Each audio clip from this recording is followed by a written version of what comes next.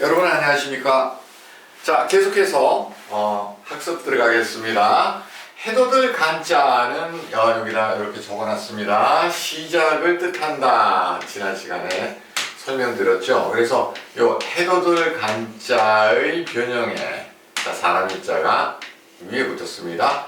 막다를 뜻하는 방패간입니다. 그래서 이거는 해돋을 간자를 써서 건물을 짓기 시작할 때를 뜻합니다. 건물을 짓기 시작할 때 그 무너짐을 막도록 하기 위해서 얼기설기하게 어떤 그 가림막이라고 그럴까요? 저 줄기같이 이렇게 버팀목을 만들어 놓죠. 그 버팀목을 만들어 놓은 그 나무의 모양, 그 모양이 마치 줄기와 같다 해서 이것이 줄기 간자입니다. 건물을 짓기 시작할 때. 자, 그러면 한자는 여러 가지 함축적인 의미가 있습니다. 그래서 정신분석학자 칼 융이 그렇게 얘기했다고 말씀드렸죠. 여러 가지 의미로 해석된다는 의미에서 한자와 정신분석학 또는 꿈 그런 것은 유사한 그런 개념이 있다라고 말을 했다고 제가 소개해드린 적이 있는데요. 해돋을 간자 시작이 있습니다. 그럼 건물을 짓기 시작할 때 그러면 어떤 분은 그렇게 얘기해요. 여기 건물이 어디 있느냐? 자, 상징성을 갖다가 우리가 머릿속에 잘 정리를 해야 됩니다. 옛날에 어떤 조금 모자란 사람 이야기 예를 들 때 모자란 사람이 숫자를 배우는데요. 자, 1은 알고 1부터 이 사람이 10까지 아는 거예요. 그러면 1도 알고 5도 알고 그래서 1과 5를 이렇게 써놓고 이걸 15라고 그러니까 1은 있고 5는 있는데 10은 어디냐고 자꾸 따진다고 그런 우습게 이야기가 있습니다. 이것은 당연히 15죠. 1부터 10까지 자기가 알았다고 해서 15를 1, 5로 자꾸 읽고 여기에 10이 어디 있느냐? 도대체 10이 어디 있느냐? 예를 들어서 뭐 125를 갖다가 1, 2, 5라고는 읽을 줄 아는데 여기 120, 즉 110이 어디 있느냐? 이렇게 자꾸 주장을 한다면 그것이 합리적인 주장이 아니라 사실은 굉장히 어리석은 주장이죠. 그래서 이런 경우에도 자, 해돋을 간자는 시작이라는 의미가 있다. 그럼 무엇의 시작? 건물의 시작. 그때 무너짐을 막기 위해서 이렇게 얼기설기 엮어놓은 버팀목 그것이 줄기라는 의미로 이렇게 우리가 관념으로 받아들여야 됩니다. 이렇게 관념으로 받아들여야 되는 것은 이렇게 숫자라든가 기타 우리말에도 굉장히 그런 것이 많습니다. 모든 의미를 갖다가 일일이 다 나열하면서 해설하는 언어나 문자는 없습니다. 그래서 여러분들이 그 줄기간자도 그런 의미에서 여러분들이 잘 이해를 하셔야 됩니다. 자, 그러면 해돋을 간자의 획줄임입니다. 요 글자 해돋을 간자의 획줄임.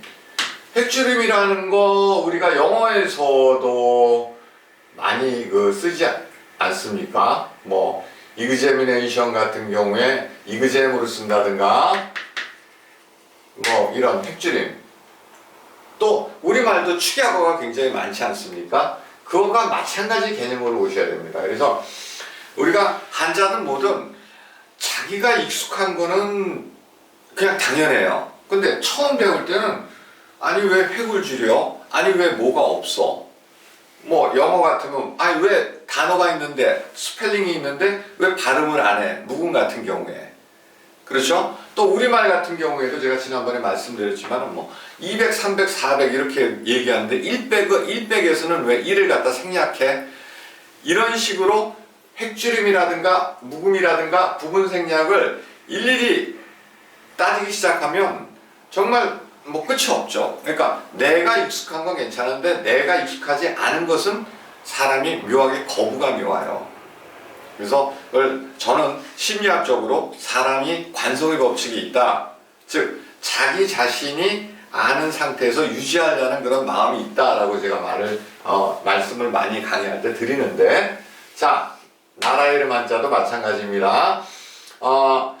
획줄임입니다. 무엇의 획줄임? 해돋을 간의 획줄임. 그러면 해가 돋으니까 여기서는 어떤 의미가 있을까요? 동쪽이라는 의미가 있습니다. 동쪽. 자, 동쪽에서 자 요거는 가죽 위자죠. 가죽 위자는 지난번 부수에서 제가 강의할 때 무슨 뜻이 있다고 했죠? 정리하다라는 뜻이 있습니다. 정리하다라는 뜻. 자, 다시 한번 요거를 설명을 해보자면은 왼발의 움직임과 오른발의 움직임을 뜻하는 글자죠. 왼발의 움직임과 오른발의 움직임을 뜻하는 글자인데 이 왼발과 오른발의 움직임처럼 이렇게 흐트러진 것을 갖다가 요 에올 위자가 들어갔죠. 에워싸가지고 정리하는 것이 가죽끈이라는 뜻입니다. 그래서 해돋는 방향에서 잘 정리가 된 그런 나라, 우리나라를 뜻합니다. 그래서 나라 이름 한자. 옛날에 중국에서는 우리나라를 동방예의지국이라든가 굉장히 좀 물론 뭐 그 사람들이 또 자기들 중심의 어떤 문화가 있으니까 우리를 무시하는 면도 있지만 사실은 존중하는 면도 있었습니다. 동방예의지국이라는 것은 예의라는 것이 어떤 서열이라든가 위계 질서라든가 가지런함을 뜻하죠. 그래서 이 가죽이자 해돋는 나라에서 이렇게 가죽이자 잘 정리된 흐트러진 것을 둘러싸서 잘 정리된 그런 나라, 즉 우리를 뜻합니다. 나라 이름 한자. 못담자를 알기 위해서는 먼저 미칠담자를 알아야 됩니다. 미칠담자. 자, 미칠담자를 알기 위해서는 또 우리가 부스에서 배운 덮을 알을 정리를 해볼 필요가 있죠. 자, 병뚜껑이 덮여있는 모양입니다. 자, 여기가 이어져 있죠. 그런데 이걸 변형으로 이런 모양으로 쓰기도 합니다. 자, 제가 항상 말씀드리지만 뭐 변형체라는 거 우리가 뭐 시옷 같은 경우에도 뭐 시옷을 이렇게 쓰기도 하고 이렇게 쓰기도 하고 뭐 티귿 같은 경우에도 이렇게 쓰기도 하고 하듯이 자, 이런 모양으로 변형이 된 겁니다. 자, 그래서 덮어가지고 덮어있죠. 덮어서 자, 요거 무슨 글자입니까? 밑에 있는 글자 새벽 조자죠. 태양이 햇빛이 세상을 덮듯이 사방으로 미친다 해서 미칠 담자입니다. 그러면 물소의 변형체 무엇이죠? 상수변이죠. 자, 물이 어디에 어떻게 사방으로 미쳐 있는 곳이 미치다는 거 우리가 정신이 돌았다 뭐 그런 크레이지의 뜻이 아니라 다다르다는 뜻으로 우리가 흔히 얘기해서 실력이 미치지 못한다 그렇게 얘기할 때 그 미치는 걸 얘기하는 겁니다. 그래서 물이 사방에 미쳐 있는 곳이 못이라는 뜻이죠. 못담자. 다음에 빛날 창자. 태양 두 개가 반짝이니까 굉장히 빛나겠죠. 그리고 빛날 창자 어떤 의미로 쓰입니까? 아름답다라는 의미로 쓰입니다. 아름답다. 그러면 입을 벌려서 아름답게 노래한다는 뜻이죠. 그래서 노래 창자입니다. 입을 벌려서 아름답게 노래한다. 그래서 노래 창자입니다.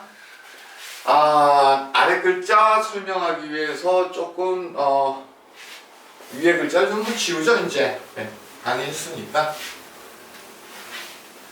또 이런 판서 강의의 재미가 또 우리가 너무 그래픽이라든가 컴퓨터를 이용한 어떤 그런 강의보다 또 다른 묘미가 있어서 제가 계속 이 판서 강의를 좀 고집을 합니다.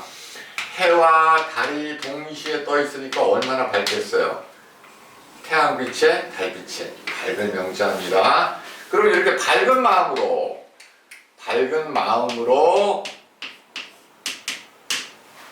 원래는 이거 피열자죠. 네. 그러니까 어떤 혈서 같은 거 밝은 마음으로 혈서 같은 것을 쓰면서 서약한다 해서 서약할 맹자. 그런데 나중에 밑에 피열자가 그릇 명자로 바뀐 겁니다. 그래서 밝은 마음으로 물그릇을 떠놓고라고 해도 되고 정한수를 떠놓고 해도 되고 서약할 맹자입니다. 이거 흔히 제가 항상 말씀드리지만은 맹세할 맹이라고 얘기를 하는데 그게 서약할 맹이 맞습니다. 맹세할 맹이라는 거 옛날에 한번 그 원로 코미디언 구봉서 씨가 지금은 자꾸 아셨죠?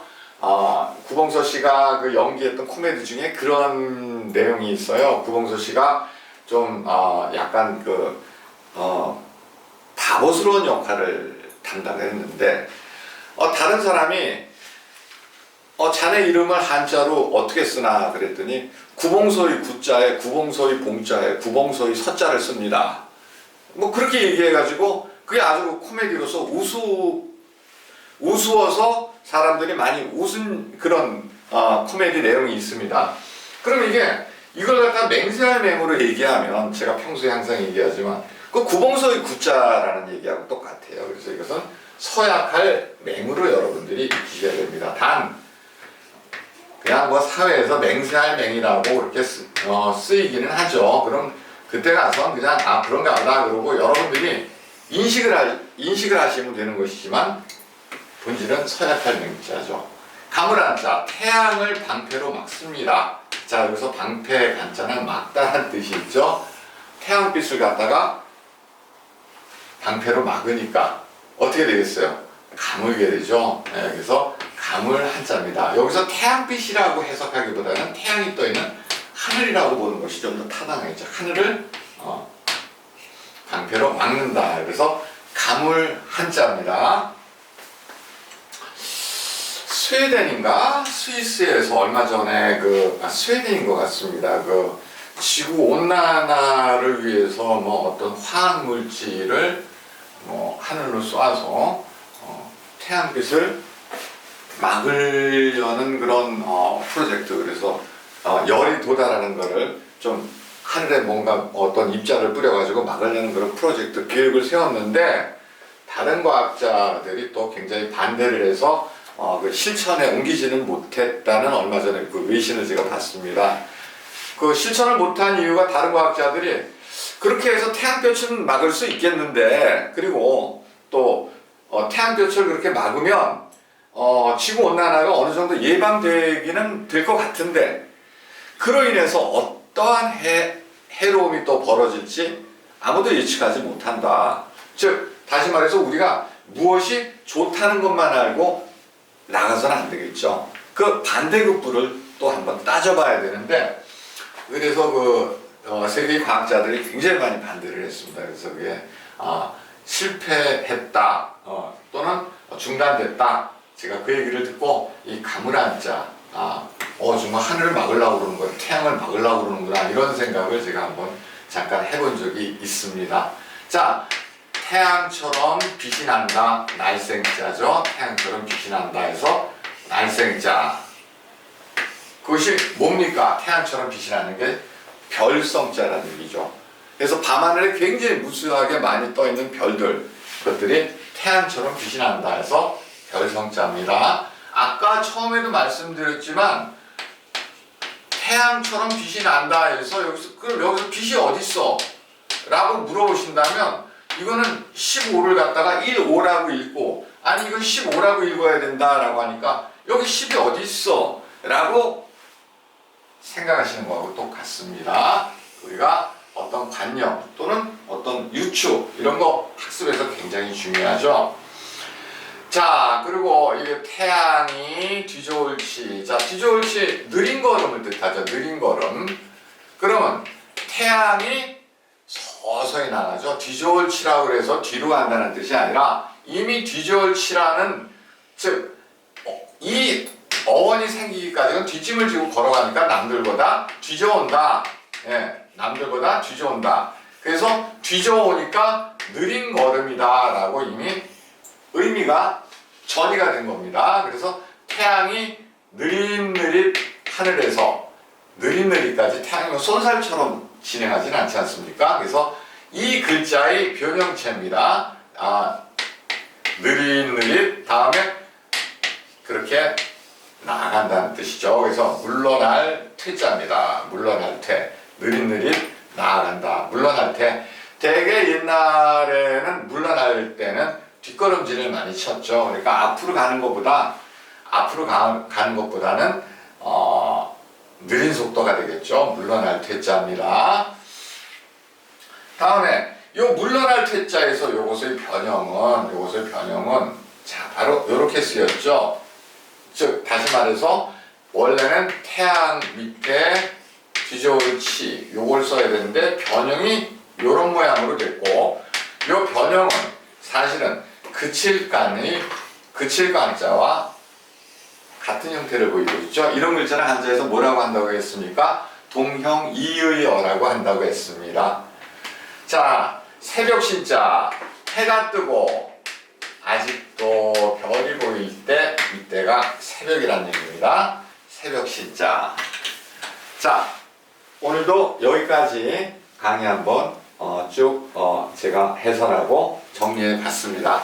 꼭 한 번씩 써보시고 이 자리에서 외워보시고 또 우리 그 맨 끝에 제가 항상 교재를 무료로 제공하니까 캡처 뜨셔서 또 출력하셔서 학습해 나가시기 바랍니다.